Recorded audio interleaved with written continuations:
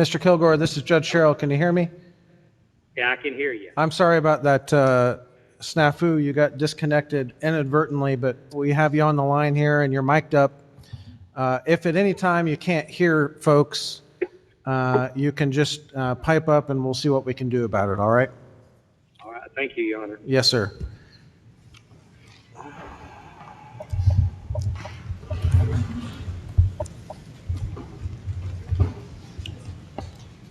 All right, we're here in the case of Commonwealth of Virginia versus Richard Edward Moore. And Mr. Moore is appearing by video from Middle River.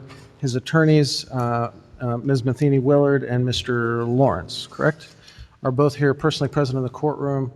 Ms. Metter is here for the Commonwealth, and we're here on the defendant's motion to stay. I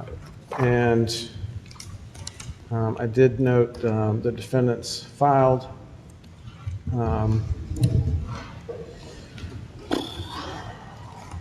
a written motion, which was filed with the court, and the court's reviewed that. The Commonwealth did not file any responsive pleading to that motion.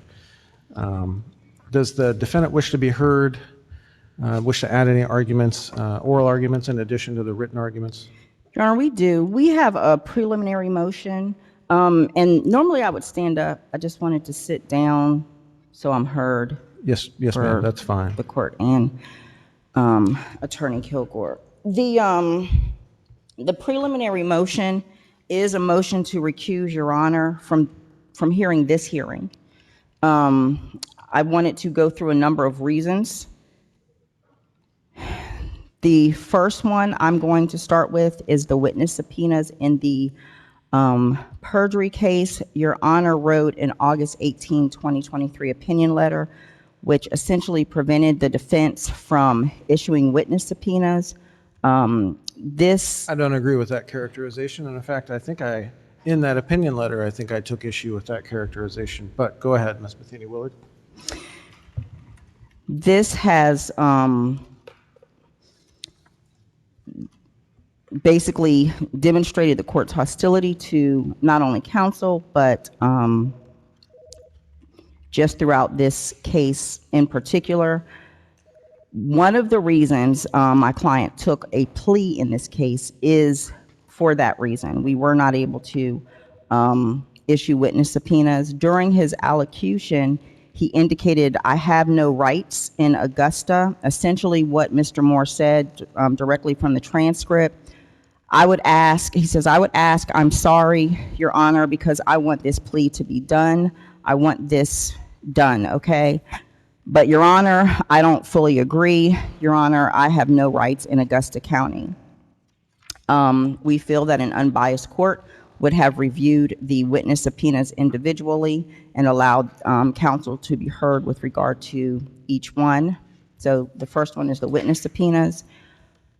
The second reason is the bias during pretrial motions.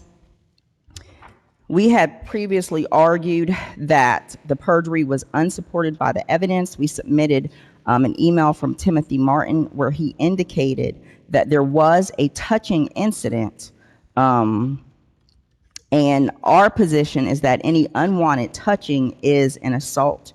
That's clear in the law. Based on our denial of that motion is another reason my client entered a guilty plea to the charge. An unwanted touching is always an assault and batter. It doesn't matter where he is touched or how he is touched. An unwanted touching is simply assault and batter. I'm sorry, just so I'm clear, you're alleging the court's was biased because a pretrial motion was denied? And which pretrial motion was that specifically? We had filed a motion indicating that the Commonwealth didn't. It was what we had filed with Timothy Martin's email, indicating that there wasn't probable cause to believe that the perjury count could go forward. A motion to dismiss? I think we filed it in the form. I don't recall the motion you're speaking about now. It could have been that since this case was originated, the offense was in 2019 and the indictment was 2020, and I took the bench in 2023. it's certainly possible that you may be referring to a motion that was decided by a presiding judge before I took the bench. It would have been Judge Goodwin. All right. So, just so I'm clear, part of your motion to disqualify is based on your contention that I am biased as a consequence of certain rulings that Judge Goodwin made. Well, for only this second one. I think the first one was a ruling that you made. All right. With regard to this second one, I would just say the court. Thank you. Number 3 pertains specifically to you, which was the irregular sentencing event.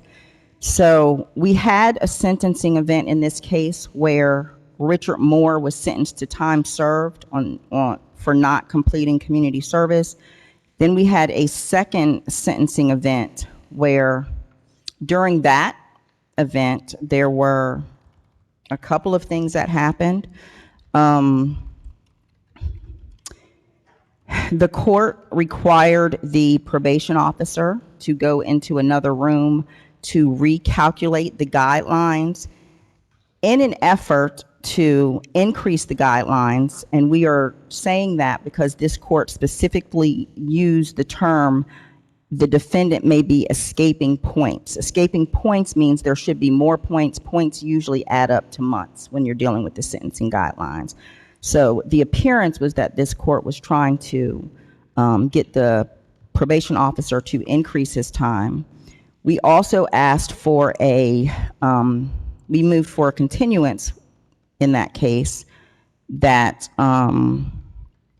we feel that we didn't remove for it. The probation officer recalculated, they didn't recalculate the guidelines, but they made some edits to the guideline, to the comments for the guidelines. The guidelines did not change, but they did make some edits, and presumably we would have been entitled to a continuance because of any changes. I will acknowledge that we did not further ask for a continuance. I think the court made it clear that we would not be able to get any continuances at the prior hearing.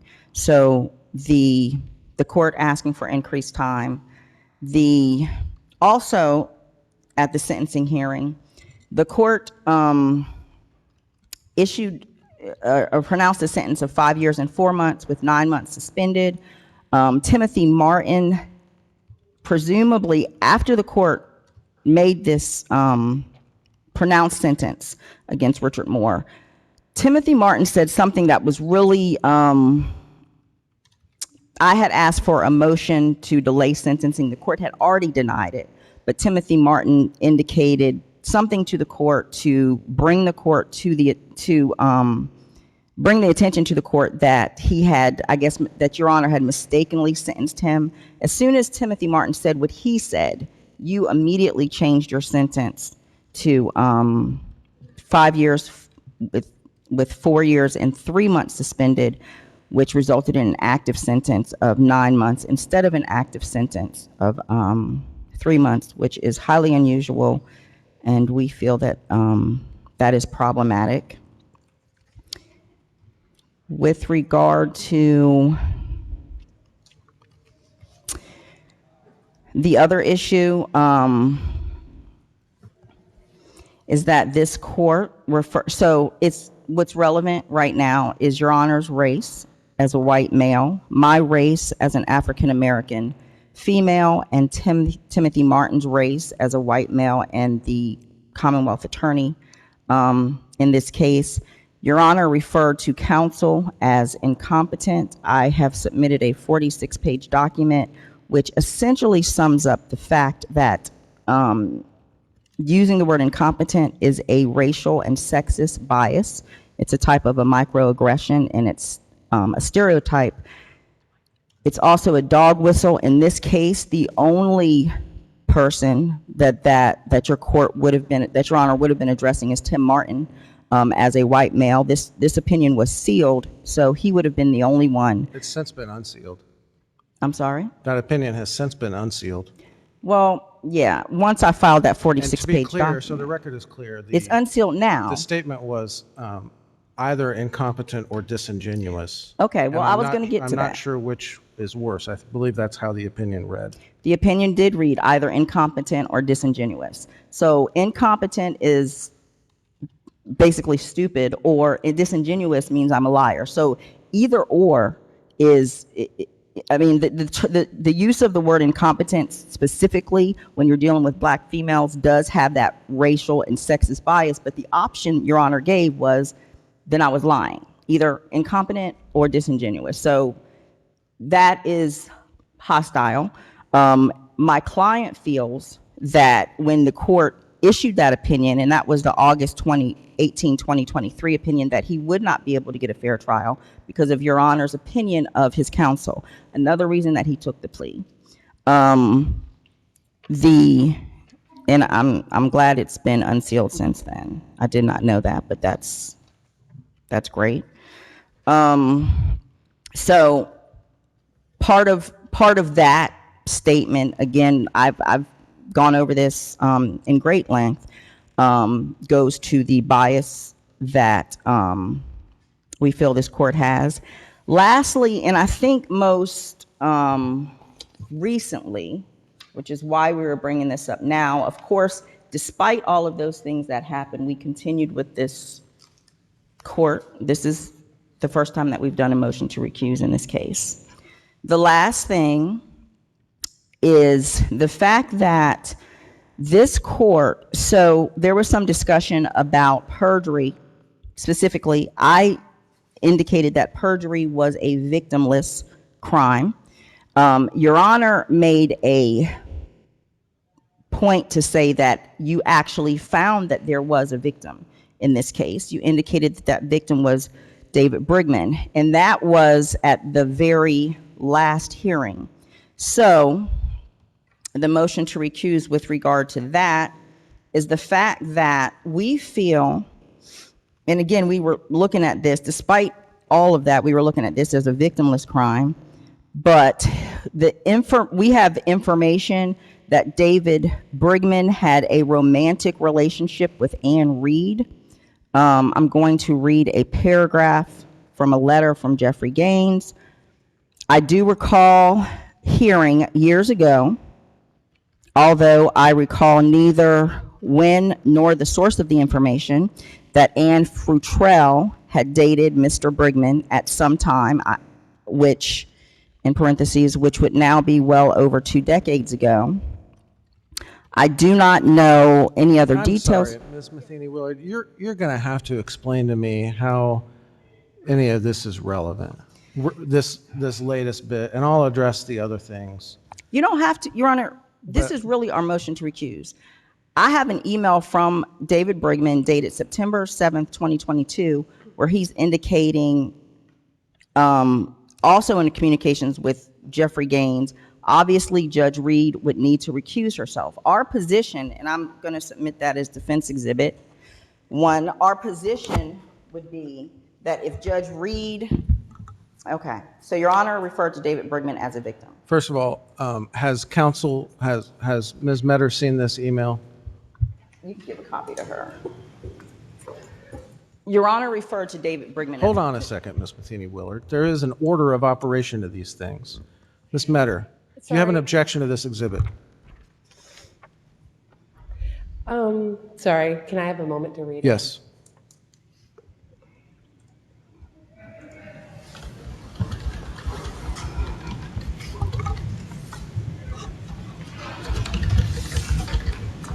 I don't have an objection other than, I mean, Right, I then don't this have an objection for you to review it. I don't think it's relevant, but. All right. Let me see it, please, Deputy. Yeah. And then I also have a question.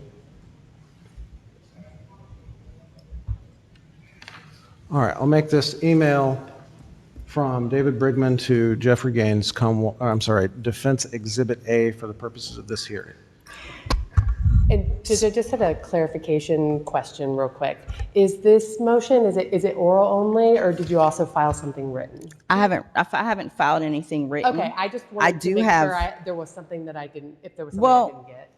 And If it's just honestly, oral, that's fine. I'm hearing it now. There was nothing in the record There's- when I Okay, walked up to thank the you. bench. That's all.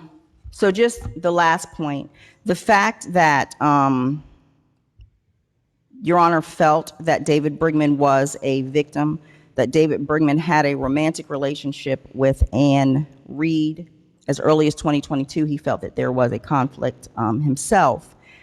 We feel that Ann Reed would have a conflict in hearing this motion to stay because she is a judge of this court, which flows to all the judges of this court. So our request is But the that, conflict is personal to her unless you are alleging that I've had a romantic relationship with Mr. Brigman. Your Honor, it is personal to her. It is personal to her, but we feel that if, I don't know what kind of conversations you may have had. And to be clear, and so the record is clear, I'm not convinced that Judge Reed would have a conflict, but even if I accepted that allegation as true, I don't see how it would affect or reach me.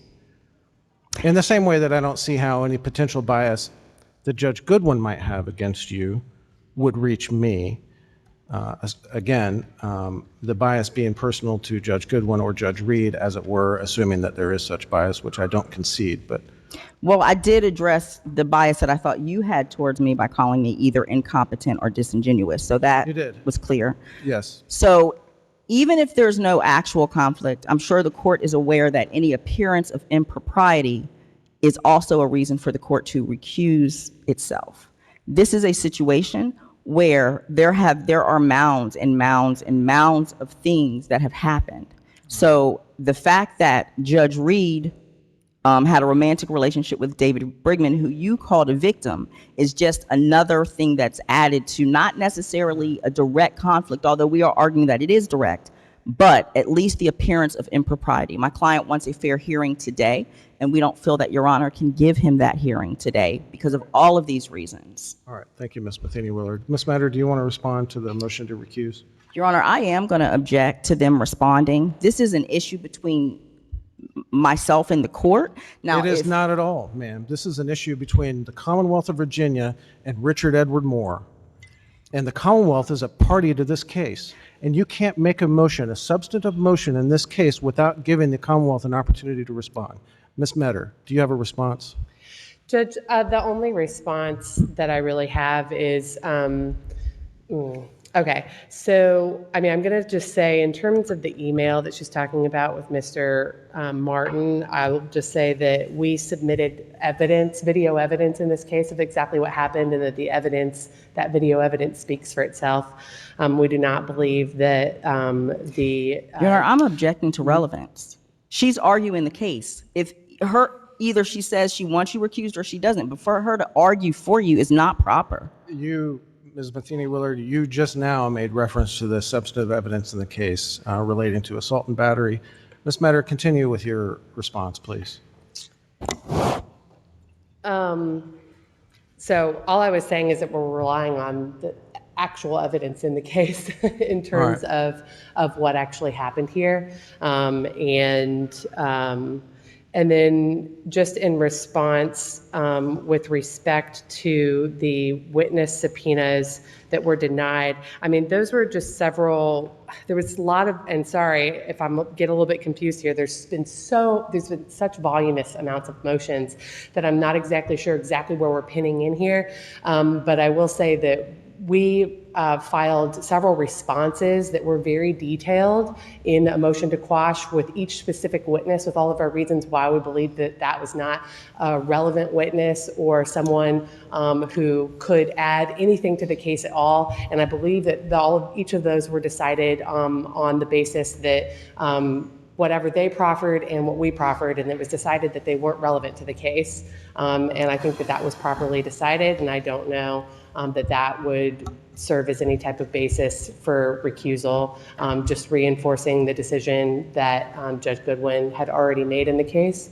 But that's all I have to say. Thank you. All right, thank you, Ms. Metter. Here's what I'm going to do. You've raised some what I view to be pretty serious allegations, Ms. Matheny-Willard. Among other things, you've, in effect, without actually using the word, you've accused me of being a racist. And I suppose maybe a misogynist too. You may have thrown that on there just as a good measure. But obviously, I, and I hope every judge, takes the canons of judicial ethics very seriously. And so, in order for you to flesh out these arguments that I'm biased, I don't feel biased in the least in the case, and that is ultimately under the canons of ethics. That is ultimately the governing principle behind whether a judge must recuse himself, is whether he feels that he is biased, that he cannot be fair and impartial. And in this case, I don't feel that I'm biased, but I do want to give your arguments, significant and grave as they are, their due consideration. And so what I'm going to ask you to do is file a written motion supporting your motion for recusal. And you Your can Honor. have that filed with the court by May 24th. Your Honor, Ms. Metter, I'll ask you to file, the Commonwealth to file a response by, actually, May 31st, Ms. Matheny-Willard, for yours. June 21st, Ms. Metter, for your response. And then if you'd like to reply, Ms. Matheny-Willard, July 5th for due date for the reply brief. And I'll take under advisement your motion to recuse. I'll consider your written arguments on that issue and issue a ruling by opinion letter. And of course, in the posture of the case, with there being an allegation that I'm biased, I can't decide anything else in the case, so your motion to stay will have to be continued until we resolve the issue of whether the court is biased. And Your Honor. that's going to be the ruling of the court. Your Honor, I'm not Mr. Kilgore, submitting. did you get all that? Yes, sir. I couldn't hear some of the arguments that Ms. Matheny-Willard made, but I got the gist of the argument, Your Honor. All right, thank you. Did you get the court's ruling on this? I've Yes. created a briefing schedule, and I'd like written arguments on the issue of whether the court is biased. Your Honor, I do want to make an objection for the record. What is it now, Ms. Matheny-Willard, that Your you're Honor, objecting first to? of all, I have said what I needed to say. I do have it in written form that I could submit to the court today. However, what the court is doing by delaying essentially the motion to stay, I think kind of highlights where we are. I think the briefing schedule that the court laid out denies my client a right to appeal whatever decision this court puts down, but you have essentially any other briefing schedule. I have this in writing. They can respond in a week. We can be back here in 3 weeks. But you've pushed it all the way to July. Yours to today? I can submit it today. All right. Ms. Metter, how about if there is a filing today from the defendant, from Ms. Matheny-Willard, can you respond by? And Judge, I just want to note that me and several of us are out of town for a conference from the 14th to the 18th. So Of this month? of this month. And so next Tuesday through that Saturday. So I just want to make sure that I do have enough time to respond. All right. Would the May 31st, that gives you Yes, 2 weeks after your conference? that's plenty of time, May Judge, 31st, yes. then a Commonwealth's response, June 14th for the defendant to file a reply if they choose. And then we'll set this for a hearing on the motion to recuse. Let me find a date.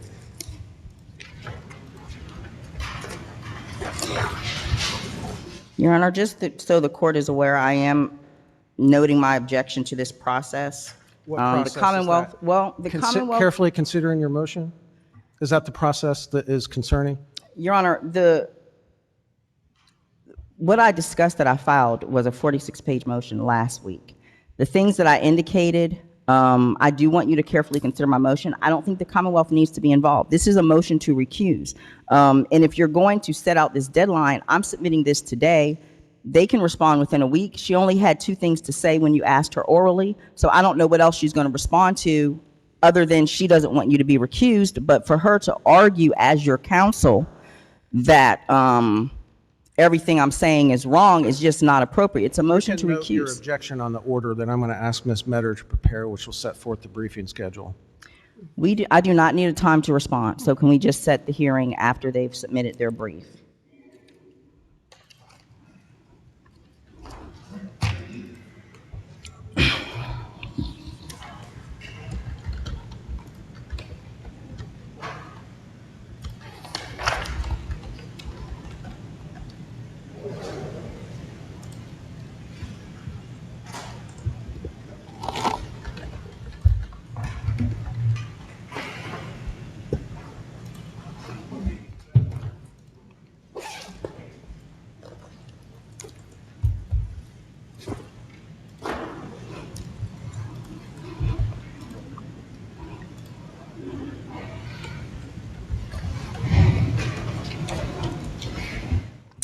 think it should take 30 days, but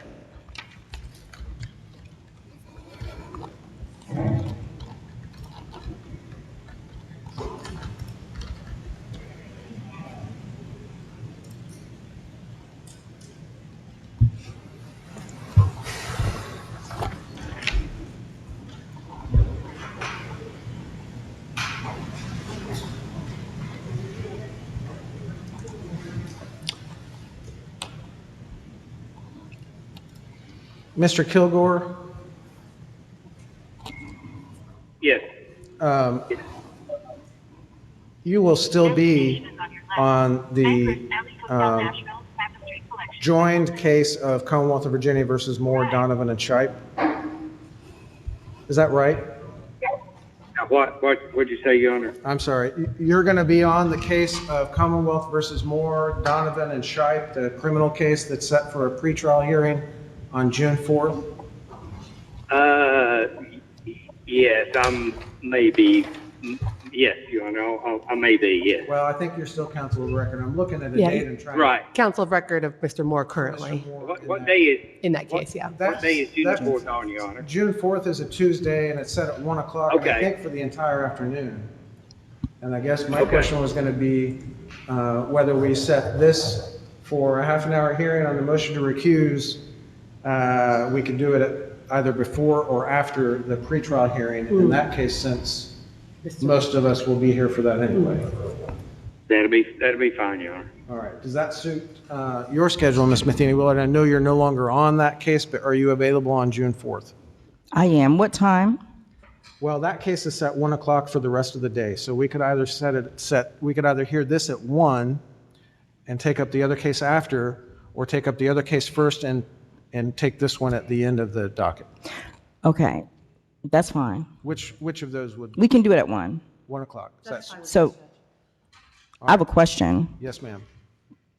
My understanding is that you will have your decision, but you said that we're going to have a hearing on the motion to recuse on June 4th. Did you mean that the motion to stay, or are you going to have further argument? Motion to recuse will have to be decided before I can rule on your motion to stay. Obviously, if there's some reason, some reason within the canons of judicial ethics that would prohibit me from hearing this case, obviously I couldn't then hear the motion to stay.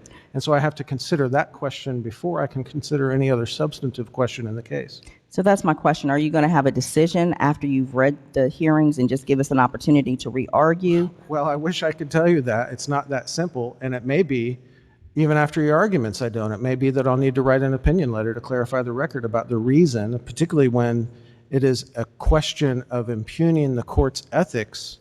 It may be that there is a need to write an opinion letter to clarify the record on those issues. Mr. Lawrence? If I may, before we get too far into the scheduling of the matter, I believe there might be some jurisdictional issues.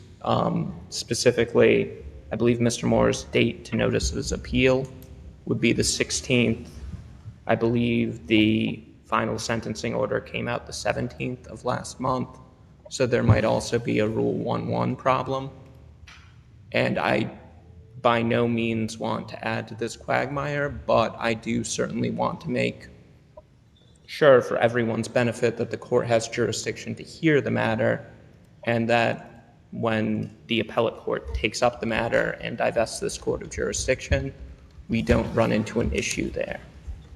While I certainly do appreciate the court's desire to have full briefing, there may be that jurisdictional issue that I feel should be brought to the court's attention. The final order in the case, thank you for calling attention to that. The final order in the case was entered April 18th.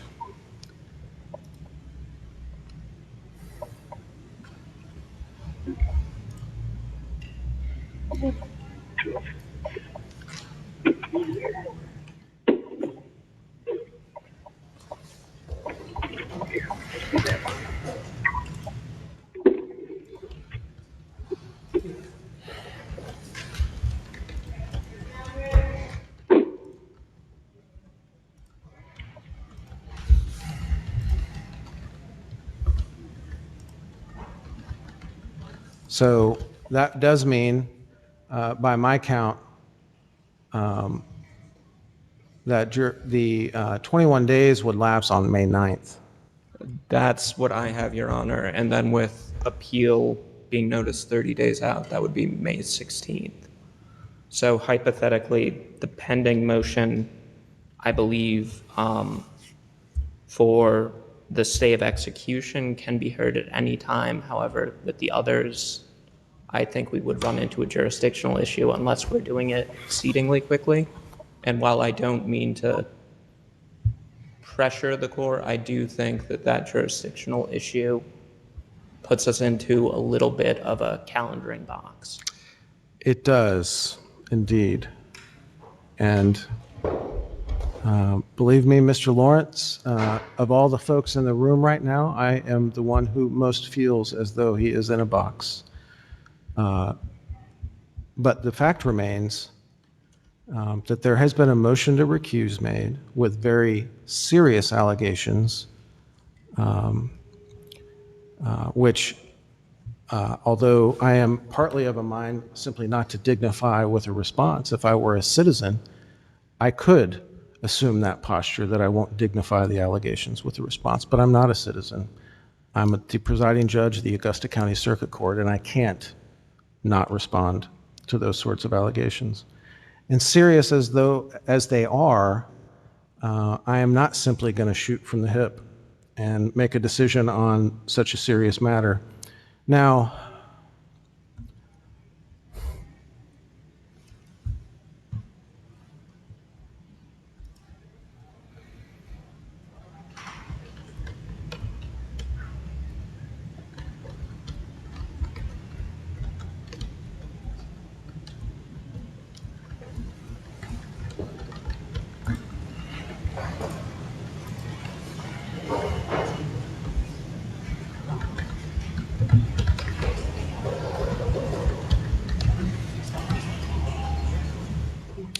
well, there'd be no way for me to hear that, to take up the motion to recuse between now and May 16th. That much I can tell you, Mr. Lawrence. I am out of town next week at a unfortunately mandatory judicial conference. So I will not be on the bench next week until the very end, until Friday, which is the 17th. And Your Honor, I do, again, hate to complicate things, and I would be happy to brief the issue, but taking up another day might earn another day. I think with the Virginia Supreme Court rules, we're looking at that earlier 9th date as very likely the hard cutoff for motions of these sort and for the court to rule on them. Well, I think the answer to that is for counsel to submit, if you like, a suspending or extending order to permit this court to exercise jurisdiction beyond the 21-day window. And I think that's what we'll have to do, because I don't think I can hear the motion to recuse inside the window. And so we'll have to submit an order to the effect which Mr. Lawrence or Ms. Matheny-Willard, you're both at this point counsel of record. I will entrust you with the drafting of an extending or suspending order to allow the court to exercise jurisdiction beyond the 21 days. And let's extend it, since we're looking at what did we decide, June 4th? Let's extend it to June 14th, and we'll see if we can have something done by then. And again, I don't mean to continue to cause troubles here.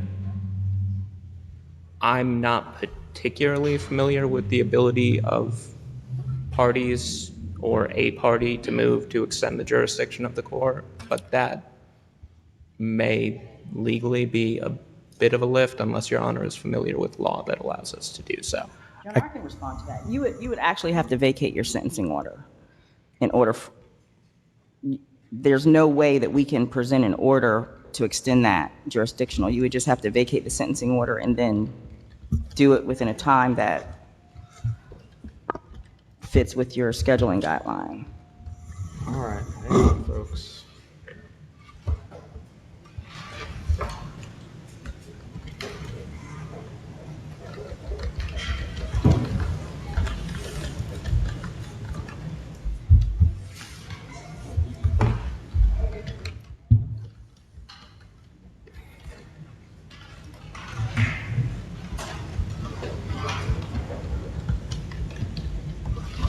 I have another suggestion, Your Honor.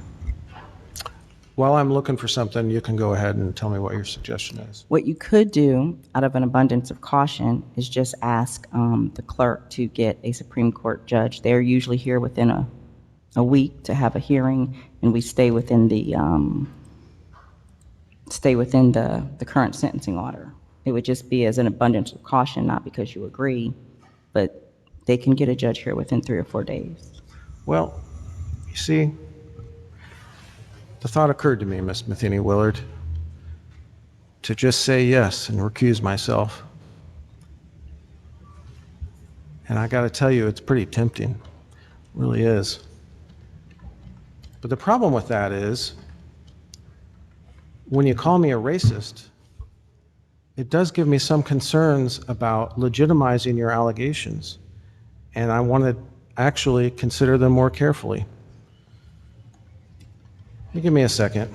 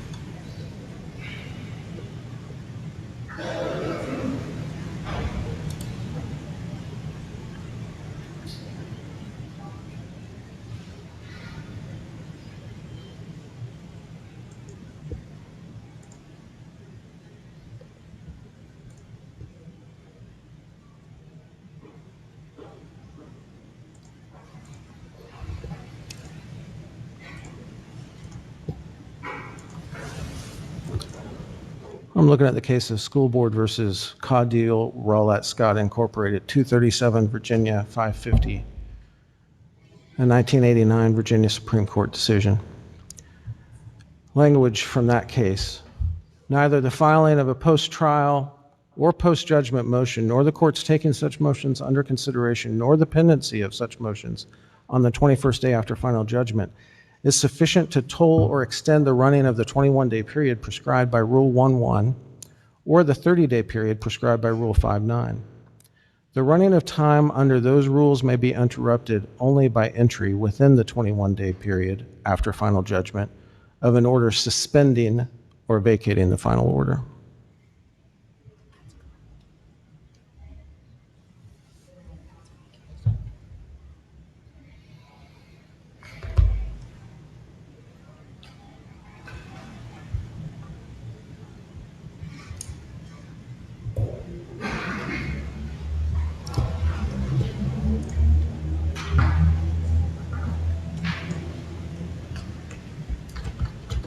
So again, Mr. Lawrence, I do think there is authority to suspend the final order in this case to allow the court to exercise its jurisdiction beyond the 21-day window.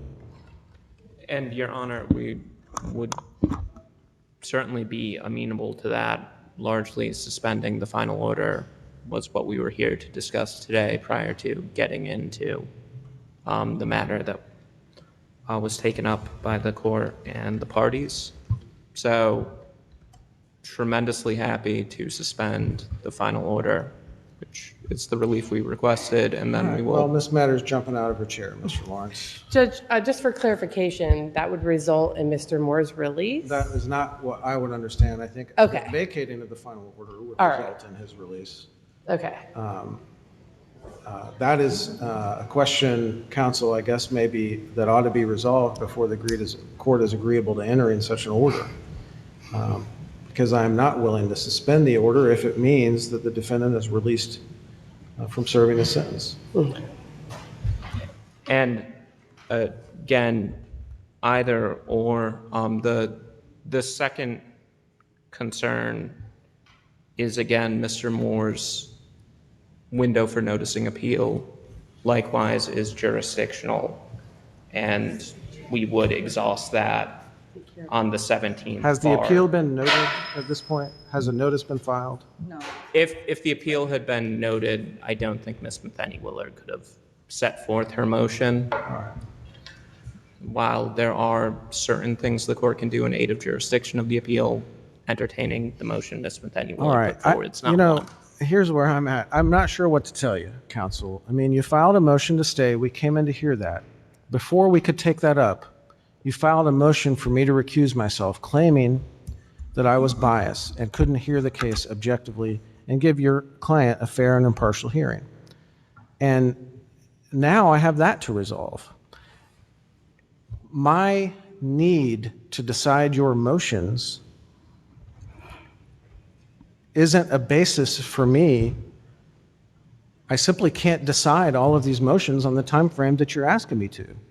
And at this point, I suppose I would say maybe you should have reconsidered the motions you filed, but those have to be decided.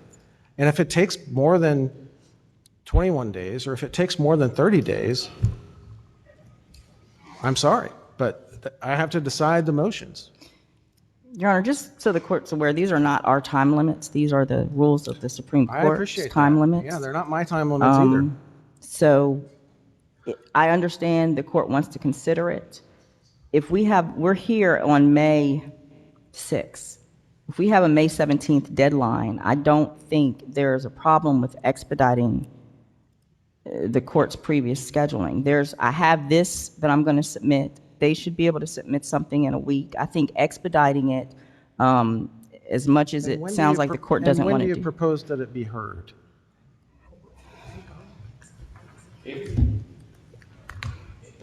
I don't. I mean, certainly, this is being couched, defense counsel, as though there's some emergency that we all have to rush to meet. But it is emergency entirely of your own creation. That's not true. I mean, There's an emergency because of the court rule. There's an emergency because of the court rules, but there is absolutely no reason why this has to be extended for a month. The court is doing that. That is your creation. So I have this. You can order them to respond within 3 days if you want. If you want. If I found And we that can to have- be, we if I can- found that to be reasonable. And I we do can not. have a hearing within a week if you want. Let me So ask you this this. is your creation. It's not ours. Ms. Matheny-Willard? These are all valid concerns, but you extending it is not, that's your creation. We All can right. do this within that, before the 17th. I've made my ruling in the case at this point. The briefing schedule, Ms. Metter, did you get that copied down so you can incorporate that into an order? May 31st for us, June, and then there is no response. No reply has been requested, and we'll have a hearing on June 4th. Okay, so it's a continuance order that I'm drafting with that Yes. schedule. Yes, sir. Yes, and it'll be at 1 o'clock. Okay. And you can note any objection to that order when it's circulated from the Commonwealth. So are you unwilling to vacate your order in order to comply with the rules of the Supreme Court? Is that what at this point, that's what you're doing? I'm not vacating the order. I'm certainly not failing to vacate the order in contravention of the rules of the Supreme Court, but I'm not vacating the order. That's going to be the judgment. Ms. Metter, thank you for drafting an order. Please circulate it to council.